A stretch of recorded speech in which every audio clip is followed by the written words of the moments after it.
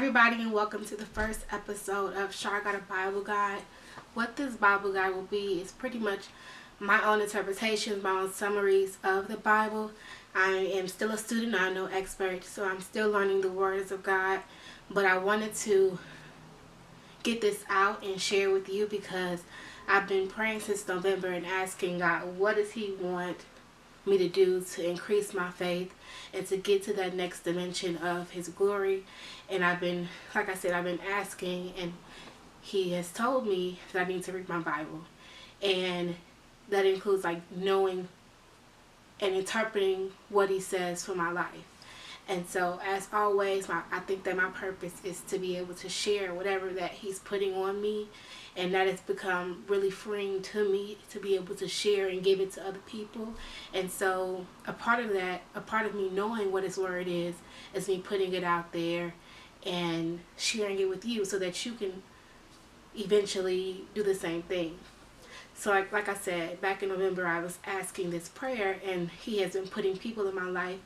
Thank you, Capri, for giving me the steps to be able to put these plans into a Bible guide through the Bible app. But I haven't got to that point yet.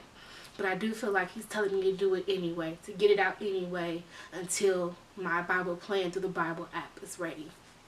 And so what that'll look like for this series, like I said, is just me sharing these summaries and putting it into my own interpretation so that when it comes down to understanding and applying it to my life, applying it to your life, it will be very beneficial and it'll help you. And I just want that to be a reality for myself and eventually for you as you decide to go through your own journey. So the first thing that I've noticed, I'm going to do the first 25 chapters today. In the book of Genesis, there are 50 chapters. And so what this series will look like is me eventually going through every book, but I'm going to break it down. If I can't do all 50 in a video, depending on how many chapters there are, I'll break it in half. So this is part 1. So chapter 1, and it says, "And so it was, God created the heavens and the earth to His liking. Even in His creation process, He thought of us." These are my words. He created a space for us before He even created humans and before He even placed us on this earth. God gave us the power from the start. We were created with the power and authority over our lives. So that was my big takeaway from chapter 1 is, even from the beginning, He gave us the power and authority to do and think and behave the way we should in His image over our lives. So this shows that His love and His trust for us is unending, and it was good once God did it. And so why aren't we as good to God as He was to us when He created this earth, when He created this world for us? Why don't we consider Him first like He always considers us? Always. So the second chapter, it said the seventh day is rest. And so, of course, as we know, we give God His praise and we give God His glory on the seventh day. And He also put man in Eden and gave him the power to choose. But that goes back to thinking of God first. And why is it that we think of God sometimes last in our lives? We put Him on the back burner for a lot of things, but we don't put Him up front, because He puts us up front. And He has shown since the beginning of time that He has put us up front and center in everything that He does, everything that He's doing in our lives. So I wrote that, early on He exposed us to the luxury of gold. What does this say? I can't even read my own handwriting. But basically I wrote that He exposed us to the luxury of life and living and choices. And then for us to take that for granted is really, I wouldn't say godlike. It wouldn't be like Him to not appreciate what He's done, because as you can see within these first couple of chapters in Genesis, He is doing everything for us. He is creating everything for us. He is making it intentional. He's making it plain so that we can reap the benefits of what he's doing. And sometimes we take that for granted. So chapter 3, I really noted that it is important for us to understand the power of choice. Think of God before every decision.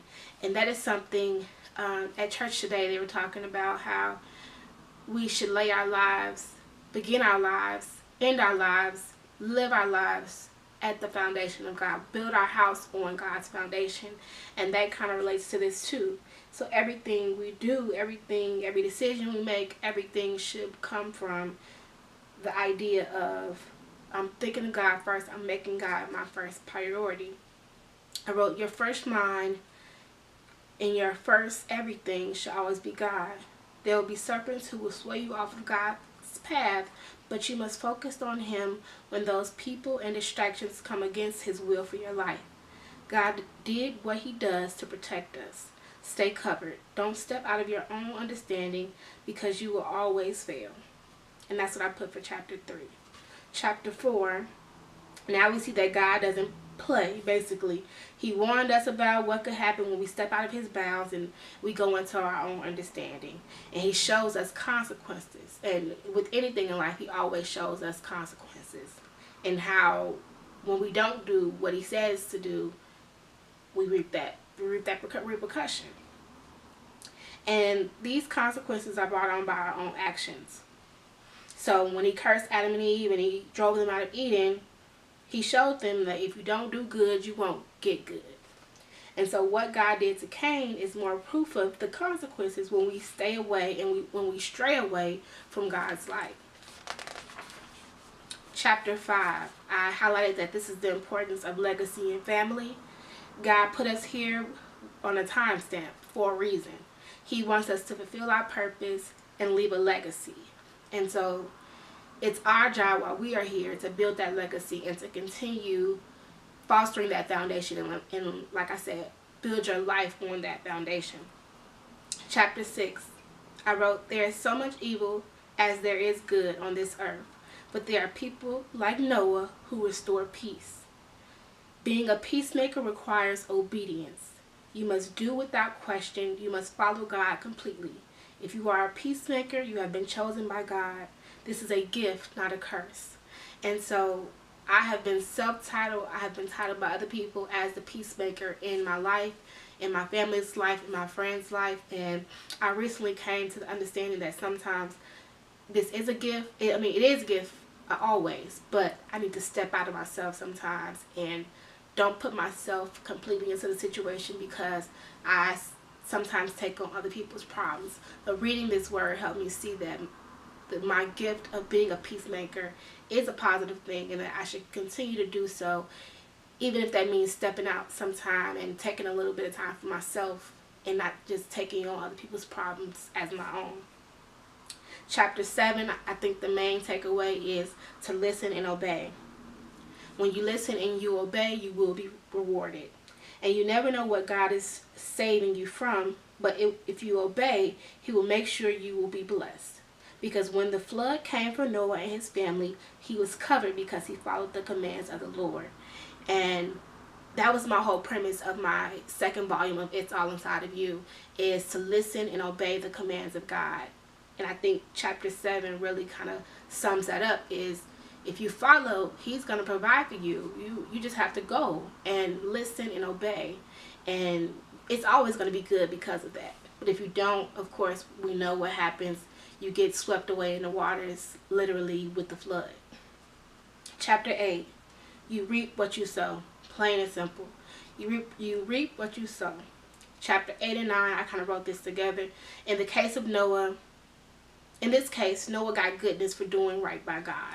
So when you do right by God in every aspect of your life, even if it's shunned upon by the people, even if people don't agree with you, even if it's not what's popular, what's normal right now. Because this right here, like me talking about God on this platform, me expressing my love, me expressing my ability to learn through God, that might not be deemed the norm. But I know that if I continue to disregard that voice, disregard those people, and any kind of negative energy on the inside of me that says, Why are you sharing this with the public? Why are you letting these words get out there? I know that I will never be rewarded by God. Chapter 10, I wrote, it is the importance of family and legacy again.